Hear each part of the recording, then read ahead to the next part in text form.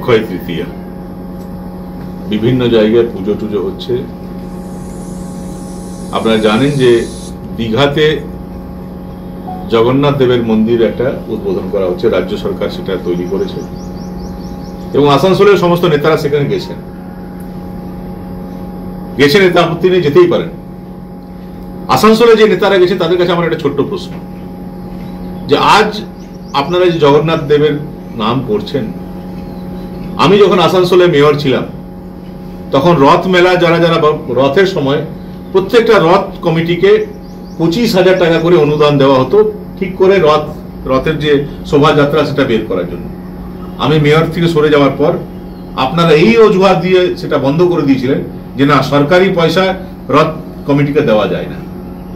তাহলে কি আজকে একবার আপনারা ক্ষমা চাইবেন আসানসোলের জনগণের কাছে? বা রথের যারা রথযাত্রা বের করতো আসানসোলে, যাদেরকে যে অর্থ সাহায্য করা হতো, তাদের কাছে, আমার কাছে ক্ষমা ভুল স্বীকার করতে হবে না, তাদের কাছে কি একবার ক্ষমা চাইবেন যে এতদিন তাদের কাছে বঞ্চিত করে রাখলেন? আজ তো সরকারি একটা অনুষ্ঠানে গেলেন, তো সরকারি অর্থেই তো সে অনুষ্ঠান হচ্ছে, সেখানে গেলেন আপনারা, সেখানে বিরাট আপনারা জগন্নাথ দেবের ভক্ত হয়ে গেলেন আজকে। কিন্তু সত্যি কি আপনারা জগন্নাথ দেবের ভক্ত? আপনারা যদি ঠাকুর জগন্নাথকে মানতেন তাহলে আসানসোল পৌর নিগম ঠাকুর জগন্নাথকে যারা মানে এবং যারা রথ যাত্রা বের করে তাদেরকে যে অনুদান দেওয়া হতো, তাহলে সে অনুদান তারা বন্ধ করতো না। এই প্রশ্ন আসানসোলের বাসীর কাছে আমার থাকলো, এই যে নেতারা যারা আছেন, যারা জগন্নাথ দেবের রথযাত্রার অর্থ বন্ধ করিয়ে দিয়েছিলেন আসানসোল পৌর নিগম, আজ পর্যন্ত কেউ পায়নি।